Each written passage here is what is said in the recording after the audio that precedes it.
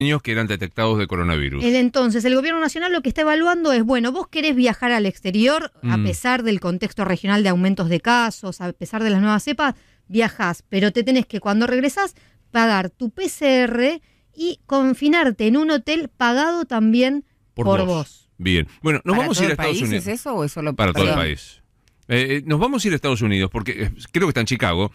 Uno de los firmantes de este pedido de cerrar fronteras es Adrián Paenza. Siempre es un placer escucharlo, Paenza. Adrián, soy Luis Novarecio con Rosario Ayardi, te saludamos. ¿Cómo estás?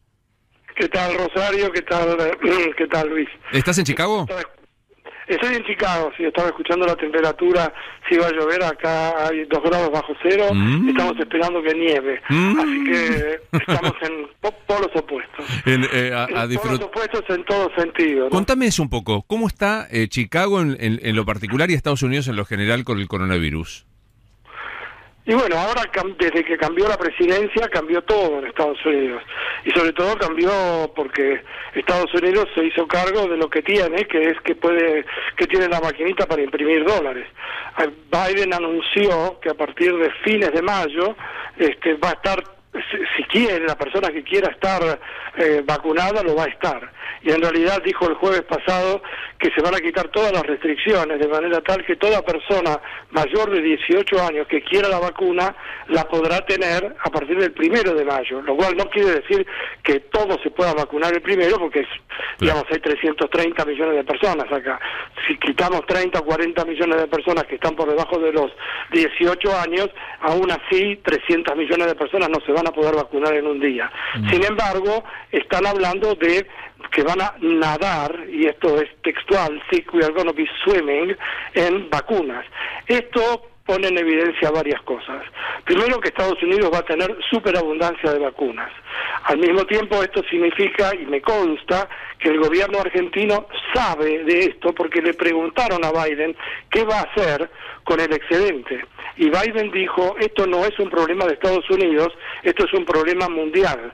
Advirtió al embajador argentino en Estados Unidos como para que se ponga en contacto con el Departamento de Estado aquí, para que la Argentina tenga inmediatamente, o por lo menos figure en la lista de los países que van a recibir vacunas. Yo sé que las vacunas que recibe la Argentina, la Sputnik y la China y etcétera, pero en este momento todo lo que podamos conseguir de vacunas es una cosa imprescindible en la medida en que no se conoce aún ninguna forma de tratamiento del COVID. Hay varios intentos, varias pruebas, pero lo único eficaz ahora, además de la distancia social, los barbijos o tapabocas, lo que fuere, en la higiene personal, es la vacuna. Entonces, Estados Unidos va a tener superabundancia, pero lo que es patético para nosotros, y no lo digo por mí porque yo ya tengo las 2 vacunas dadas, pero digo patético porque hay 10 países en el mundo que tienen el 90% de las vacunas. Con un Canadá, por ejemplo, que tiene 5 veces más que su propia población, ¿no? Exactamente. Entonces, ¿esto qué significa? Israel pasaba en un momento determinado por el problema político severo que tiene Netanyahu, que le puede costar obviamente dejar de ser primer ministro por las acusaciones de corrupción, y coimas y etcétera que está involucrado. Él salió a buscar vacunas y como el CEO de Pfizer es un hijo de una persona que vivió en el Holocausto, entonces hizo un acuerdo con él. Son 9 millones de personas, pero arregló que le pagaba $25 la dosis de Pfizer y transformaba a Israel en una suerte de lugar como si fuera de un laboratorio, que le vendía todos los datos. O sea que con los $25, además de pagarlo, Estados Unidos paga 20, como para tener idea de esto, y la Unión Europea paga entre 18, 17, $16 por dosis. Esto significa que Pfizer va a tener un laboratorio humano de 9 millones de personas, en principio, que va a poder contar en su base de datos. O sea, acá hay una cantidad de cosas que se están jugando por el costado, porque por otro lado, para que Biden pudiera anunciar que va a comprar, y compró el gobierno de Estados Unidos 100 millones de dosis más, la Argentina, supongamos que quisiera, vamos a comprar $100 millones de vacunas, supongamos, ¿Y a quién se la compra? Porque productores de vacunas no hay miles. Está la de Pfizer, está la de Johnson & Johnson, la de Moderna, la Sputnik, la China, etcétera. Son muy pocas, no llegan a 10. ¿Quién te las vende? Las vende aquel, obviamente, como el que de compra y venta. El que ofrece más dinero es el que consigue más. Por eso es lo que le pasa a Italia y lo que le pasa a la Unión Europea.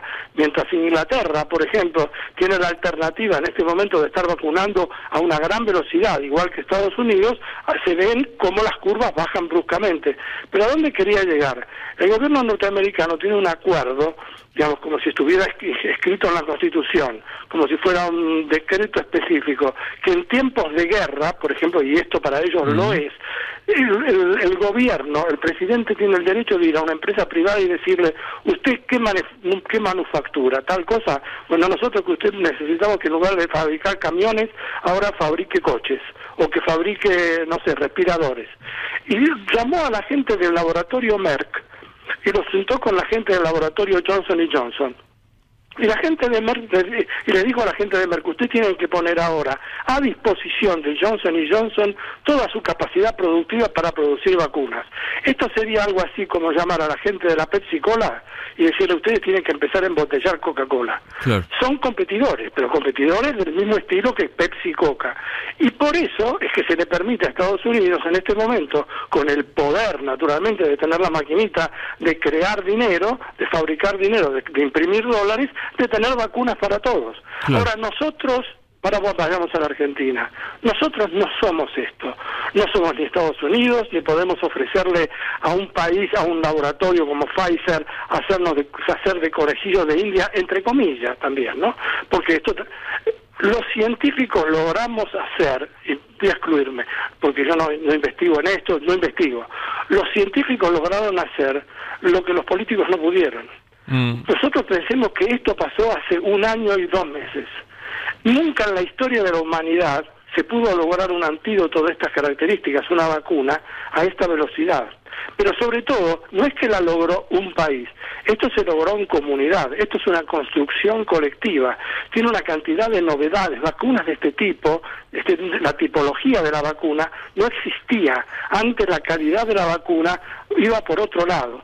Ahora, los científicos se pusieron de acuerdo, no hay distinciones ni de raza, ni de credo, ni de color de piel, ni de nada. Los científicos trabajaron en forma conjunta, dejaron sus disciplinas. Yo puedo darte fe, porque soy testigo, de lo que pasa en la Argentina. La Argentina es un lugar de privilegio, y cuando lo digo parece que este tipo estuviera, que si es kirchnerista, si no es kirchnerista.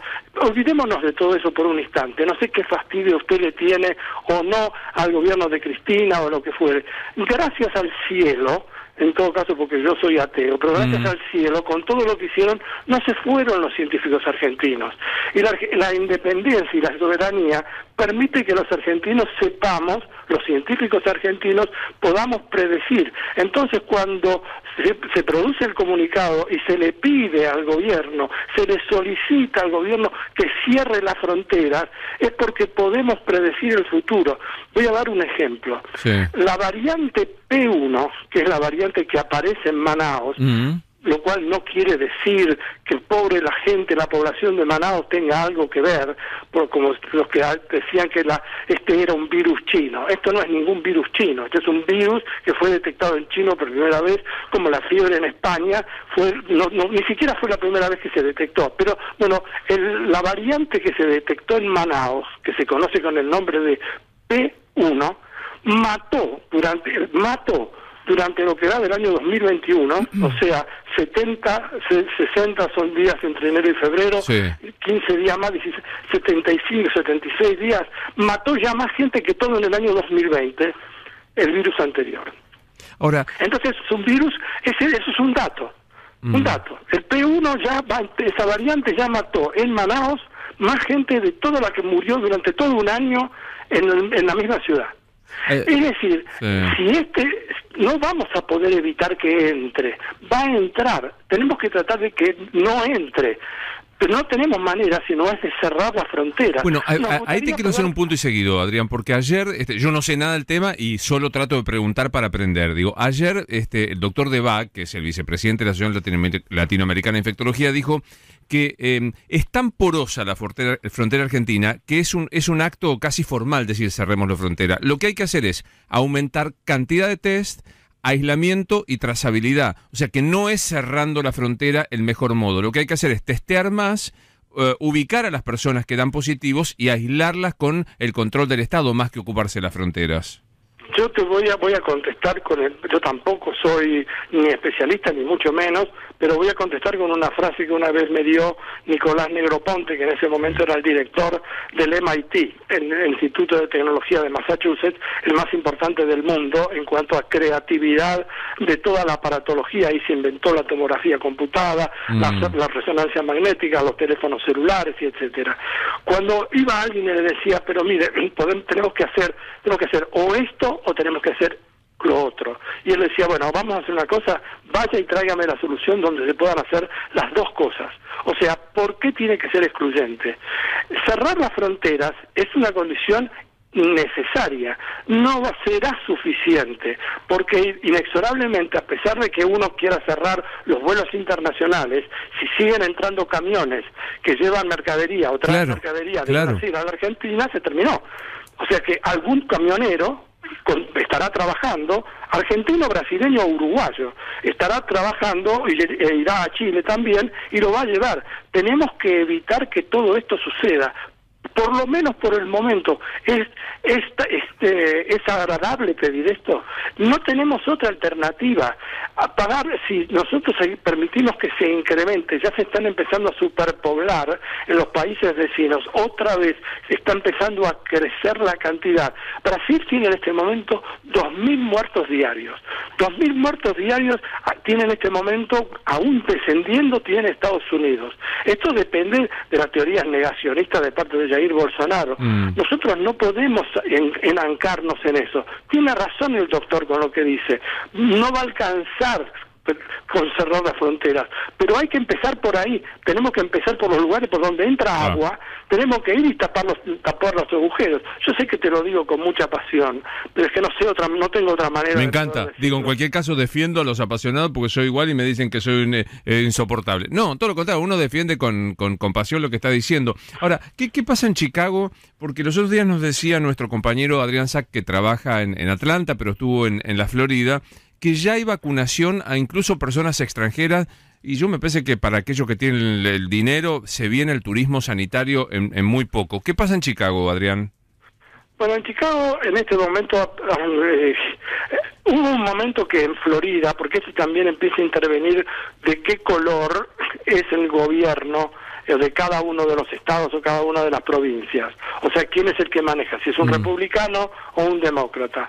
Por ejemplo, hubo mucha gente que viajó de la Argentina, pero no solamente de la Argentina. Nosotros conocimos los casos que nos tocan a nosotros, pero que viajaron de Europa también, gente que tiene aviones privados incluso, que viajaron a la Florida porque había vacunas y no se pedía ni siquiera un certificado de residencia, ni hablar de aquellos que tienen además un departamento en Miami. Esas personas se vacunaron. O sea que episodios de corrupción existen y van a existir porque inexorablemente esto es así. Es como si fuera endémico. También hay celebridades, actores y actrices que lograron, pagando, que sus hijos lograran entrar a las mejores universidades en Estados Unidos, en particular en California y en el este, que es donde están en las dos costas ubicadas los centros más importantes de ciencia de Estados Unidos. Y uno podría decir, ¿es realmente necesario? Bueno, episodios de corrupción son evidentemente son endémicos con la sociedad. Aquellos que tienen dinero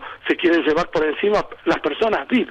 Yo le contaba a Víctor Hugo no hace mucho tiempo que yo me acuerdo de haber ido al departamento de policía cuando iba a renovar la cédula. Te estoy hablando de la década del año 70, 60, 70, y había una cola que hacía yo con un grupo de compañeros míos de la facultad, y al mismo tiempo había otra cola a la derecha y un cartel enorme que decía cola para personas VIP.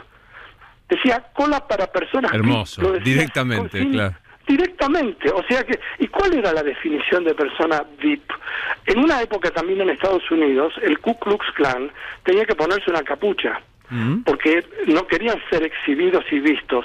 Ahora, con el atentado que se hizo el 6 de enero al Capitolio, se hizo haciendo a cara descubierta. O sea que estamos en momentos en donde hay de prepotencia y donde me llevo por delante, ya sea porque el bullying, te llevo por delante o porque soy más fuerte, porque tengo el arma, o por lo que fuere, pero te llevo por delante porque tengo dinero. Y esto es así. Ahora, ¿qué alternativa nos queda? Defendernos, no vamos a salir a hacer una guerra civil. Lo que necesitamos es defendernos con más democracia, defendernos pensando mejor y respetando las reglas y sobre todo con transparencia. Para evitar el problema de las vacunas, lo que hay que hacer es cuando ingresan las vacunas, como pasa por ejemplo en el estadio donde jugaba Jordan, en el United Center, se abrió como centro para que toda persona que quiera vacunarse en este momento, ahora como decretó el presidente, se pueda vacunar. Ahora eso sí, vos tenés que venir y ellos te muestran, como me pusieron a mí, me dieron una tarjeta, la tarjeta tiene mi nombre, mi apellido, mi día de nacimiento, dicen qué día me vacuné, dicen cuál de las vacunas me dieron, qué día, qué fecha fue, cuándo me tengo que dar la segunda que ya me di, pero además dice a qué porción, a qué parcela, o sea, de la vacuna vino, o sea, que es como si estuviera una vacuna numerada. Entonces, eso se registra inmediatamente en una base de datos digital. A partir de ese momento, entonces cada uno puede rastrear y seguir. Cuando vos me decías lo que decía el doctor, sí, hay que hacer el rastreo, el contact tracing, lo decía en otro sentido. Hay que hacer el contact tracing de la vacuna también. Entonces, saber a quiénes vacunamos, quién se lo va. ¿Por qué? Porque hay un orden establecido. También al respecto de esto hay otras cosas para pensar, se va a escapar del tema o no, pero Indonesia tomó una decisión totalmente diferente a la que tomamos todos nosotros en el mundo conocido. Y hablo de Estados Unidos, de Argentina, de Inglaterra, que fue vacunar primero a la gente, los trabajadores de la salud, eso Indonesia también lo hizo, pero inmediatamente en lugar de vacunar a las personas mayores de 65, 70 años, decidieron vacunar a las personas entre 18 y 62 años primero. Claro, claro. Y eso es una cosa, yo no sé lo que pienso al respecto, pero lo que el sustento de ellos, el argumento de ellos, es que las personas que tienen mayor movilidad son personas que están en ese grupo etario, entre los 18 y 62 años, que son los que mantienen viva la economía, etcétera. Y no lo hizo un país pequeño como Uruguay, o Finlandia, o incluso Israel, sino que lo hizo un país que tiene 300 millones de personas. Entonces, hay mucha gente que encima no se quiere vacunar. Acá el 33% de las personas en Estados Unidos no se quiere vacunar. Entonces, para llegar a la inmunidad de rebaño, que se conseguiría a través del 65, 70, 75% de la gente, si hay un tercio de la población que no se quiere vacunar, estamos con un problema. Totalmente. El problema lo tiene la humanidad, no lo tiene Estados Unidos, no lo tiene la Argentina. Este es un problema mundial. Si no entendemos lo mismo, para terminar, si los científicos pueden hacerlo, ¿por qué no lo pueden hacer los políticos? Es que en realidad ni siquiera somos capaces de eso, de entender que no podemos no dejar acá, en este momento hay que despintarse la cara, salir de la trinchera, sentarse en una mesa, después discutan lo que quieran, de cortar los impuestos o no a la gente que es más rica, menos rica, no sé, son más progresivos, menos progresivos, pero no tenés derecho, no tenemos derecho en este momento. Yo me da vergüenza haber recibido las vacunas, casi me dan ganas de pedir disculpas por haberla recibido. Y yo no es que la recibí porque conseguí nada, sino por mi edad y porque estoy viviendo acá. Yo no tengo un familiar, toda mi familia vive en Argentina, toda. No tengo un familiar, uno solo, que esté vacunado. Y de todos mis amigos, el único que está vacunado desde ayer es Titi Fernández. No tengo un solo amigo, porque no les correspondió. Y porque es lo que tiene que ser, porque es lo que tiene que pasar. Total. En fin. Bueno, un placer escucharte todo un abanico de cuestiones que sirven para ver cómo se ve de Estados Unidos y qué puede llegar a pasar acá con lo que anticipaba Rosario, será el endurecimiento de las medidas migratorias. Gracias, Adrián, como siempre. Un abrazo, Luis. Abrazo, hasta luego. Un beso también para Rosario. Ahí está. Adrián Paenza desde Chicago, Estados Unidos. ¿Cuándo